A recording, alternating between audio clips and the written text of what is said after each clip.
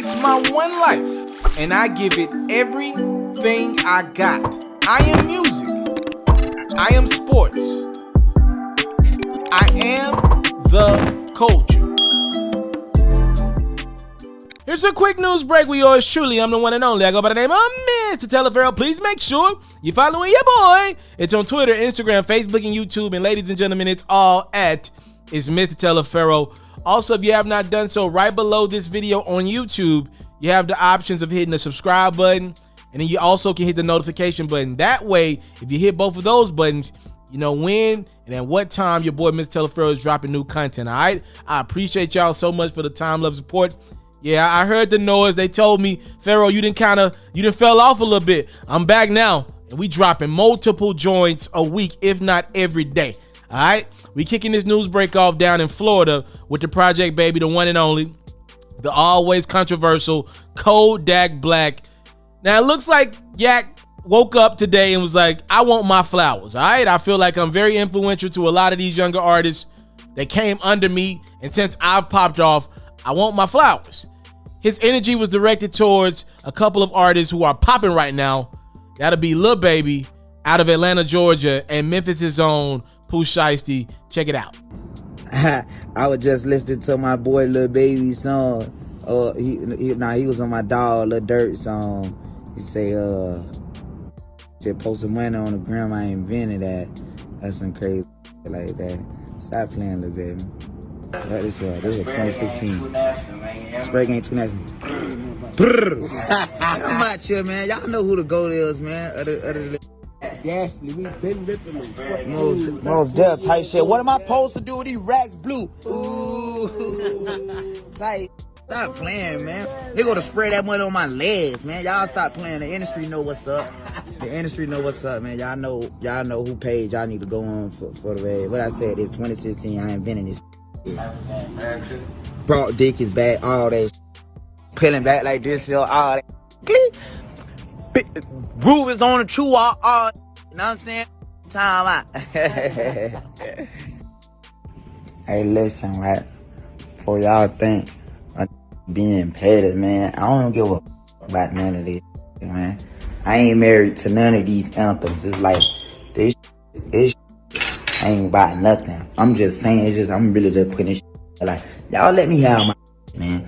Y'all know y'all about me. Y'all know like I'm a big influencer to you, man.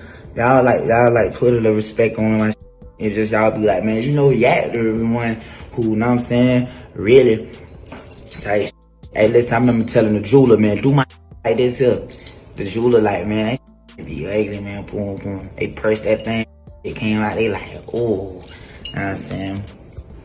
All my little, I know y'all love Yak. I'm saying, everybody love Yak. Easy, bitch. Hey.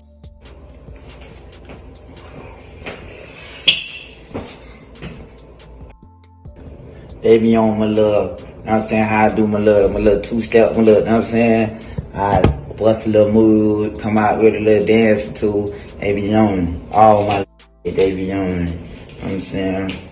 I don't give a fuck, you know what I'm saying? I back out shining my one, you know what I'm saying? Big new music coming, big. Like my 11, I'm gonna go listen to that new Yak when that new Yak drop. You know what I'm saying? So yeah, there's new music. And I'm on your bumper all to the death. You know what I'm saying? On y'all bumper. However, bitch. You know what I'm saying? Trust. Yeah. And that brr really be by like we were run through, we run over shit. That was that brr. We run through here. Tight shit, tight. Keep that shit cute. Don't make it all that, bro. Keep that shit cute, man. You know what I'm saying? That's just what it is, bro. You know what I'm saying? That's just what it is, bro. You know what I'm saying? I don't know, little daddy. So Shiesty did respond to Kodak. First off, he posted something on his story, then deleted it real quick. But then he posted this on his main account. He was like, the internet and fans will make a real nigga do some hoe-ish influence You wasn't rapping when I was out here taking action. I just like your music. Thought you was on the same time, boy. You was rapping that ish. I was really living before I ever made a song. This internet don't know ish about me. If anything, Chief Keef get credit. Nigga, don't play with me. I'm the wrong young one to play with. We can hear about it for real. All that talking, nigga. Gangsters keep their phone down. And then also, Pooh Shiesty posted some images of him when he was younger, clearly getting some money. As Kodak claimed, he was the dude doing the money spread first. I seen what Shiesty posted. I don't think that necessarily means anything because obviously we know a lot of people spread their money. I think Yak was talking about specifically him spreading his money on the shoulder, which is something that I've seen Shiesty and a lot of other artists do. By the way, I cannot believe y'all arguing about who spreads money on their arm. That sounds ridiculous as ever. I want to talk about Kodak Black really, really quickly because he did start with Shiesty for no reason. Pooh's getting his money. He's popping right now. I want to let y'all know two things about Kodak. He's somebody that I've had the privilege of covering. I never met Kodak Black, but I've had the opportunity to cover him from afar for the last 5 years. Two things y'all need to know about Kodak. Number one, he gets very bitter at times. And I'm not saying that Kodak doesn't have a reason to be bitter. I want y'all to remember now, a lot of times Kodak Black has started something and not gotten his proper credit. Like a lot of people say Cardi B's career was started because of Kodak Black. Remember, she took that No Flocking beat, kind of, put her own elements on it and made Bodak Yellow. Clearly, that was Kodak Black influence. Even like Megan Thee Stallion, to Ride the Boat, like that was some of Yak's doing. And Megan had made a whole brand off of it. So, when you see Kodak saying, yo, I see younger artists taking my money spread and my brr, I hope I get it right, the brr that we hear Shiesty and other people say nowadays. I do think Kodak has a real gripe about being upset at how he feels like he keeps creating ways and people can keep taking from. I'm not specifically saying that to Shiesty because I love what Shiesty's doing. I love the music he's making and I love the music that Kodak's making. But I do understand the premise of Yak saying over and over again he's influenced a generation that ain't showed him a lot of love. The only problem I have with what Kodak did is that I can't believe he did that at this time. Right? Like, let's put it in perspective the last month of Kodak's life. Be clear. I don't know if a lot of people know this, but I'll say this again. Kodak Black got caught up in one of Donald Trump's last attempts to fool America. Kodak was a pawn in Donald Trump's bigger game. So for those who don't remember, a month or so ago, right before Trump left office, as Joe Biden came in, Trump pardoned a lot of his homeboys. Obviously, with everything that was going on with Donald Trump, he knew he would get a lot of negative backlash behind that. The truth is, Trump was like, let me mesh it up a little bit. So even though I'm pardoning a lot of my homeboys, it's like it's reverse psychology in a lot of ways, right? He's like, yeah, I'm pardoning a lot of my homeboys, but I'm gonna mix in hip hop with it so they can't say he only pardoned his homeboys. So what did he do? He pardoned Wayne, he pardoned Kodak, he pardoned a couple other people as well from hip hop, like the Death Row founder as well, Harry. So that kind of mixed everything in. Kodak got a second opportunity at life. Like, let's be clear. That is a rare instance in which the president of the United States steps in hip hop and pardons one of our own. Like, that will never happen again, damn near. So that was a gift that Kodak got. All I'm saying is if I'm less than a month removed from being released from prison, I got a second chance at this thing called life. Like, just the rarest of things worked out in my favor. My mind wouldn't be on who deserves credit or I should be getting more credit. Not right now. I will be focused on getting my legal orders together. By the way, this young man's got an impeding rape charge right now. My mind wouldn't be on going back and forth on social media with other rappers about who created the money spread. I also want to say this about Kodak Black. To be fair to him, I don't think Kodak is too serious when he talks, right? He's just a street dude that like popping his ish. Like, that is part of it. The only problem is other rappers are like, yo, Kodak, if we around each other and you want to pop your ish and say you did this, you did that, that's one thing. But for you to get on that phone and post about it, knowing all these blog sites gonna pick it up and talk about it, it's content, that is the truth, right? Like, why would you do that on the internet? If you want to pop your ish when we around each other, shoot the shit, say, yeah, I influenced you, yeah, I'm the reason this. I think it would go over a lot better if Kodak did some of the popping of his ish in person.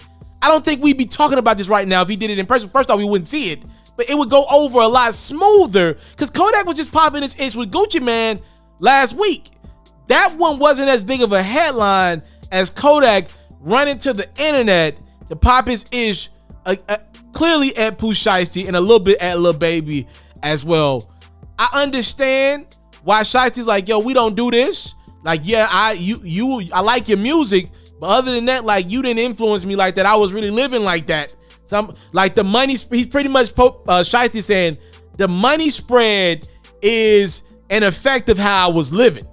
All right, that's really what he's saying. He's pretty much giving more the credit to Chief Keef for influencer generation. I do believe Chief Keef is very influential. Also influential. I do believe Kodak was very influential as well. I just don't know if that's the way I would want to go about it. With all these things that have went in Kodak's favor over the last few weeks, I don't know if his attorney would be like, yo, that was a good move, Kodak, today. Now, I know he's got a music career. He's trying to pop back off. A lot of things have changed since Kodak's went to prison and came home.